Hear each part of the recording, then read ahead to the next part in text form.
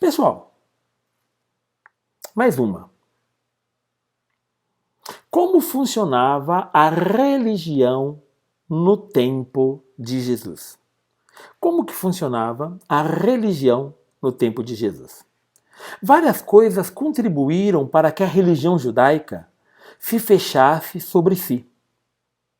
A falta de gabarito do hebreu, a hostilidade dos samaritanos, a mentalidade dos gregos que dominavam o mundo, os casamentos mistos, a falta de símbolos tradicionais obrigaram os judeus a se refugiar naquilo que restava, a religião.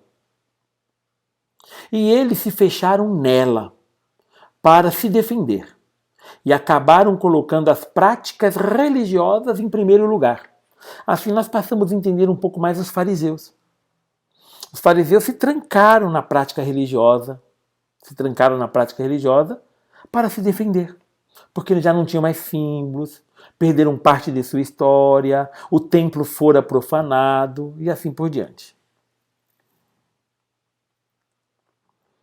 Pois bem, o mundo era dividido entre judeus e pagãos. Os pagãos eram considerados prosélitos, quando aceitavam toda a lei de Moisés e a circuncisão. Então, o pagão que virava judeu era chamado de prosélito. Também os tementes a Deus, quando praticavam a lei, mas não aceitavam a circuncisão. Então, aquele que aceitava a fé judaica, mas não se submetia à circuncisão, era chamado de temente a Deus. Os próprios judeus eram divididos pelos fariseus entre puros, que eram quem os puros? Claro, os fariseus, né? Que observavam fielmente todos os itens da lei de Moisés. O sábado, o dízimo, a circuncisão, a pureza legal, a lei em suas tradições e as grandes obras de piedade, a esmola, o jejum e a oração.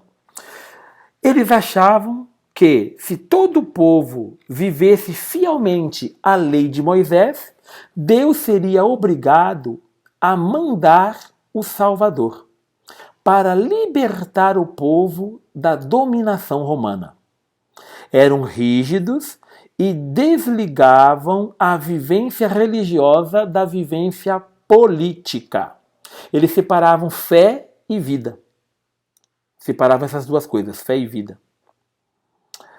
Esconderam o rosto salvador e gratuito de nosso Deus. Eles deixaram de apresentar o rosto salvador, o rosto gratuito de nosso Deus, confiando muito mais nas suas próprias práticas, nas suas próprias obras. Eles também consideravam uma outra parte do povo impuro. Impuro era o povo em geral, que não observava toda a lei de Moisés e tinha contato com os pagãos, sobretudo os publicanos e as prostitutas. O povo se organizava ao redor das sinagogas e simpatizava com os fariseus e com os zelotes. Então o povo tinha uma simpatia com os fariseus, respeitava os fariseus e também tinha uma simpatia com os zelotes, que eram aqueles subversivos do sistema. Tá? Então o povo tinha simpatia por eles. Porque eles eram inimigos dos romanos. Como os romanos exploravam, o povo não gostava dos romanos. Mas o povo era vítima dessa religiosidade, da qual se defendia só com o bom senso. Ou, como Maria, guardava no coração o projeto de Javé. Geralmente o povo só aceitava o Pentateuco, não aceitava as leis da Torá oral vinda dos fariseus. Tá? Então, geralmente o povo só aceitava o Pentateuco. Tinha um outro grupo muito importante aqui, tá? O grupo dos saduceus. Os saduceus. Os saduceus, eles não acreditavam na ressurreição. Diziam que eram ricos, certo?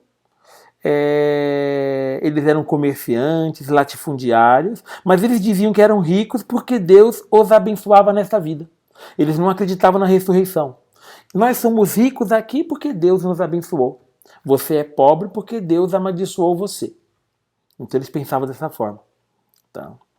Nós chamamos isso de teologia da retribuição. Teologia da retribuição.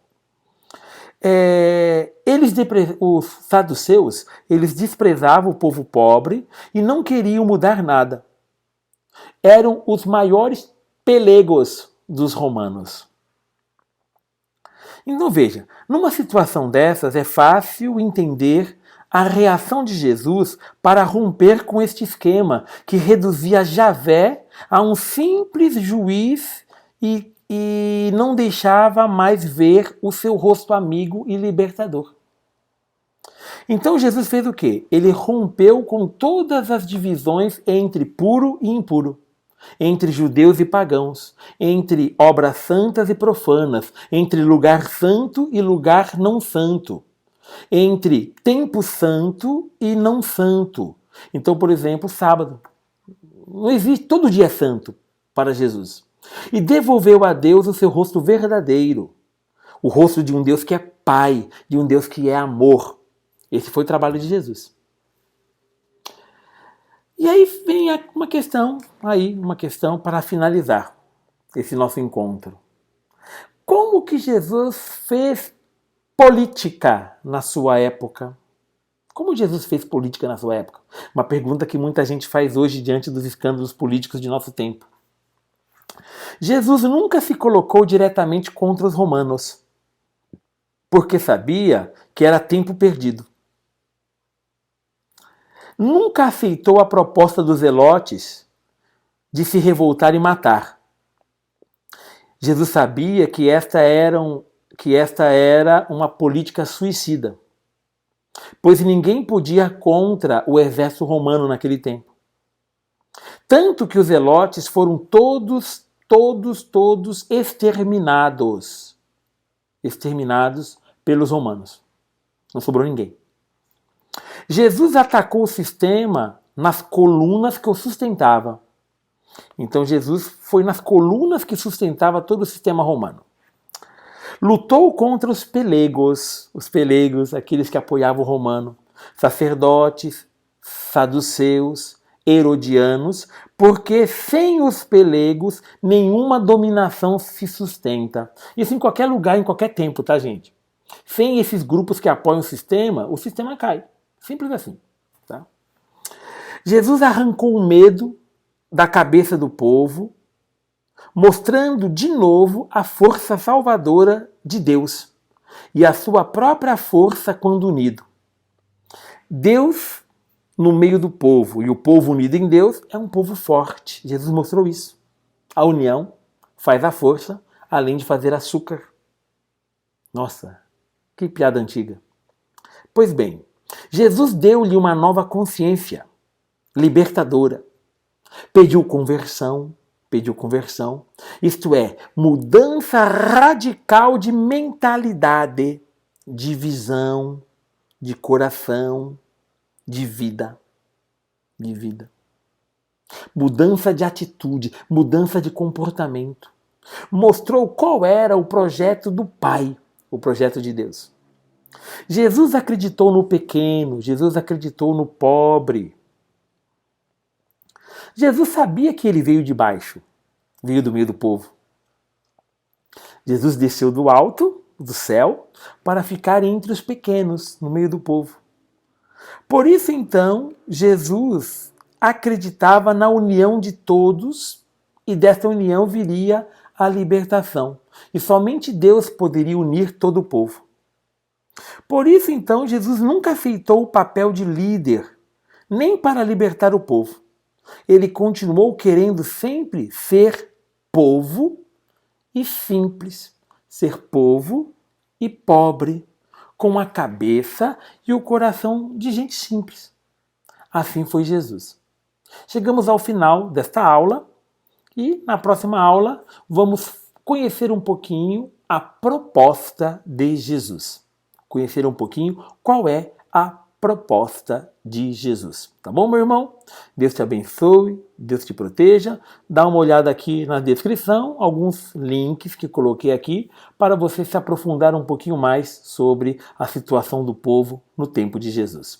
Um grande abraço para você, paz e bem, meu irmão, minha irmã.